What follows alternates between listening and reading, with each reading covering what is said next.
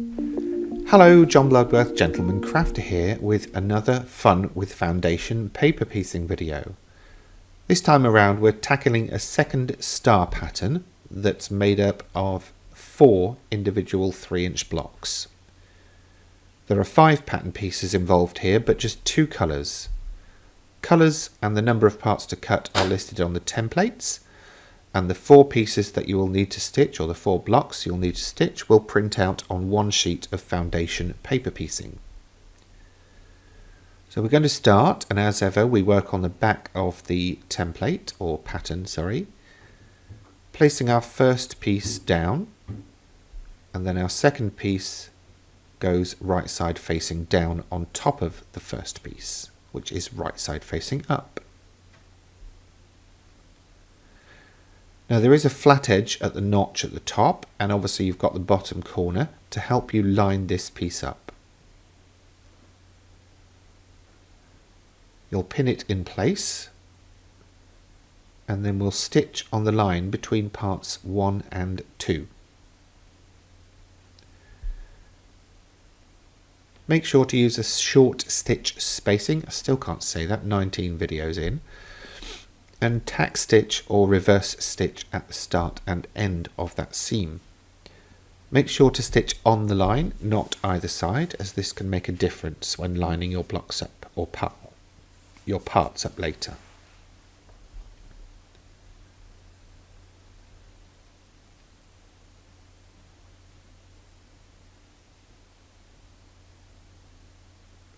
We unpin that and then fold part 2 back, so that it covers part 2 on the pattern, and then we'll just press that in place lightly with the iron.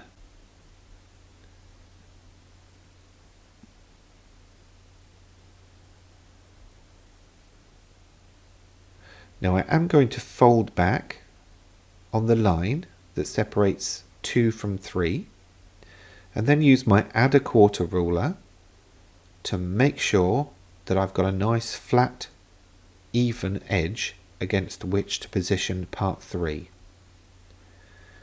You can see how much extra fabric there was there. That could really make things go skew if I use that as the line for the next piece.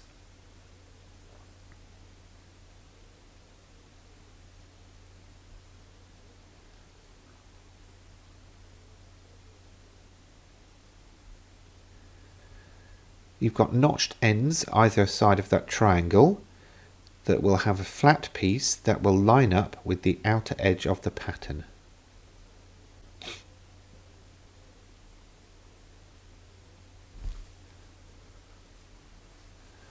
So we're sewing on the line between parts 2 and 3 here, same as before.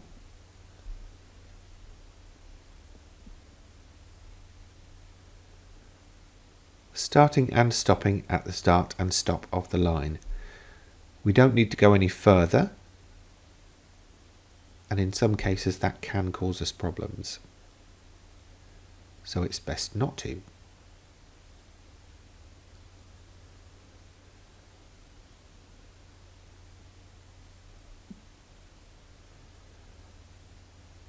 We fold that back, and that should cover the entirety of part 3 and fit within the seam allowance.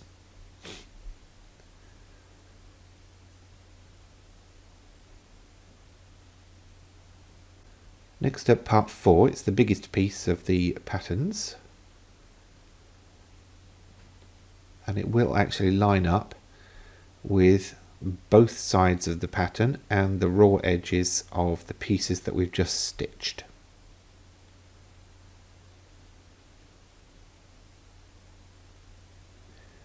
You can pin or clip, whichever works for you.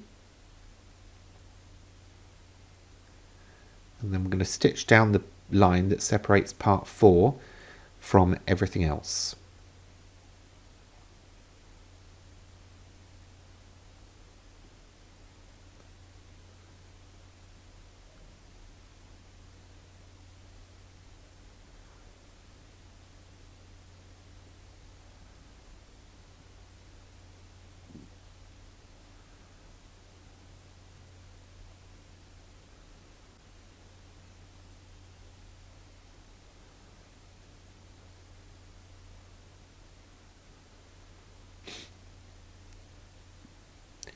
As before, we're going to fold that back so that it covers the entirety of part 4, and it should also stretch to the edge of the pattern.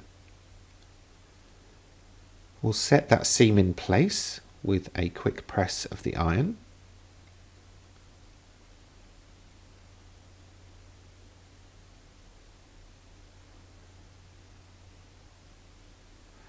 And then there is just one more piece to go, but to make sure it goes in the right place, again, I'm going to fold back on the line that separates part 5 from part 4 and trim.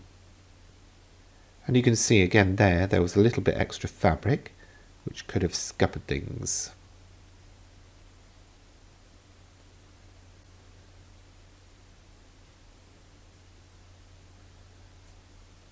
Again, lots of reference points for us to look to make sure that's lined up perfectly.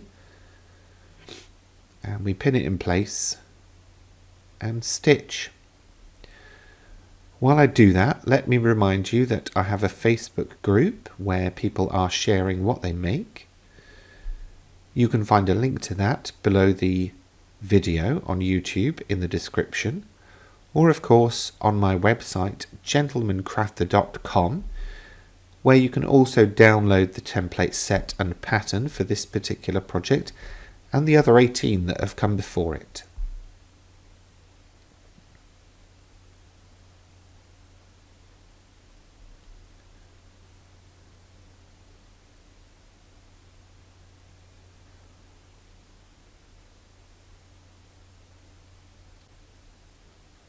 Here's a tip, don't put pins down when you've got no nails. Folding back piece 5 and then pressing it in place. And before we move on, we are going to trim the pattern and the fabric down to the solid edge of that block.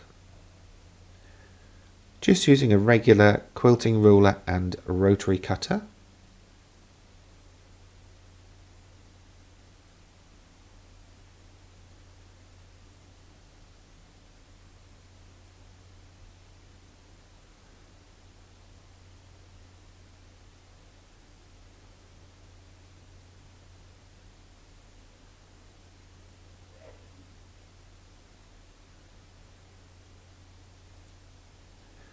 Okay, there's the first part of our 4 patch. I've gone ahead and stitched the other 3. And you can see how this pattern forms. We basically just rotate the piece 90 degrees. We're going to join the top pieces side by side first, then the bottom pieces side by side, and then we'll join the top to the bottom. When it gets to this stage, make sure that seams line up and make sure that the paper part of the pattern lines up as well.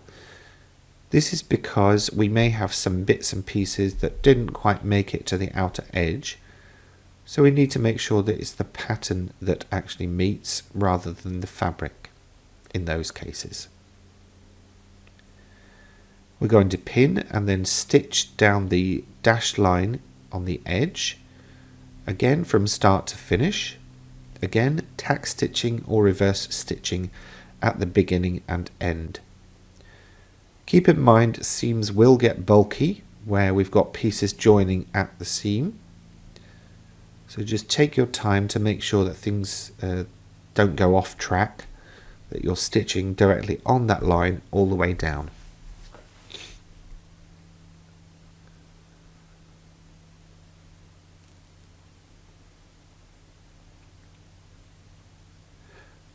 After trimming the threads and unpinning, I'm going to open that pair out, place them face down and use my finger pressing tool to tease those seams apart.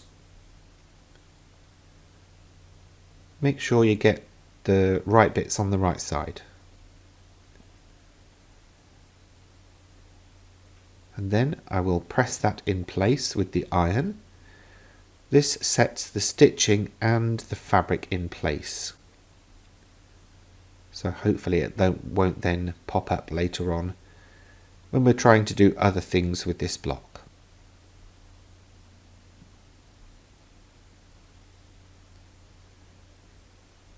Same again here for the bottom parts, joining the left to the right by placing the left hand side over the right hand side,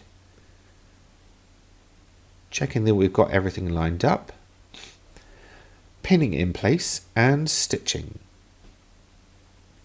Now while I do that, please let me ask you to make sure to give this video a thumbs up, and of course to leave any comments or thoughts you have in the relevant sections either on YouTube or my blog post.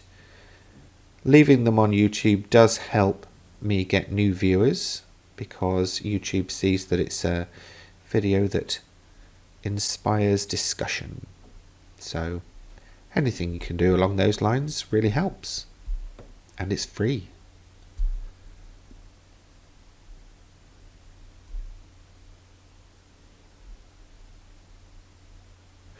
Oh, and of course, please do remember to subscribe for notifications of future videos. If you want the actual notifications, you've got to make sure to hit the bell icon as well. And then YouTube will notify you either on the app, if you've got that installed on your phone, or in your browser, if you've got that enabled.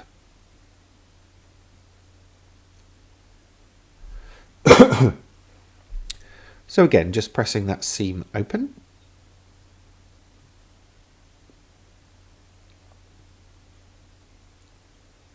And then securing that seam in place with the iron. I tend to press from both sides. I'm not sure why. It's just a habit. So we now have our top and bottom sections, and we're going to join the top to the bottom by placing it on top and then stitching down the dash line on the left hand side.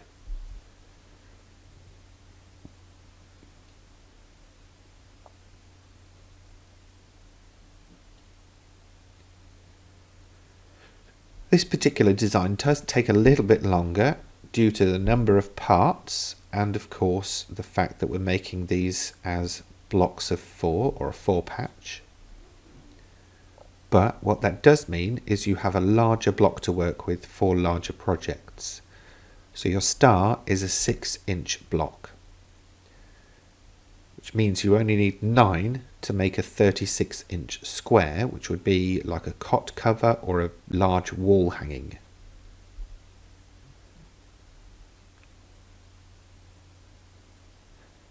And you can always spread the tasks out over the week. So the cutting and then the stitching and then the pressing, or whatever you want to do.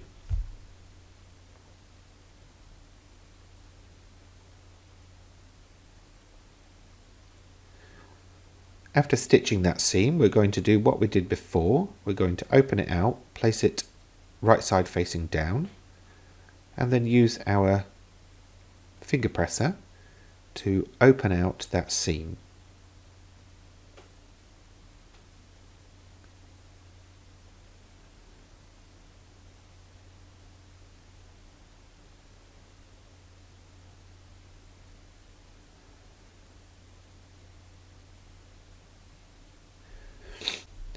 I will also secure this in place with a press of the iron, but I tend to use the finger presser a lot just to make sure that I get things set before I bring the iron in. You can of course use the edge of the iron or the tip to get in any fiddly areas or to help spread that seam.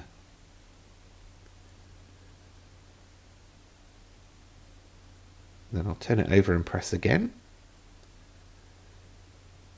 And there you can see there's our star block complete. I hope you've enjoyed it and I hope to see you next time.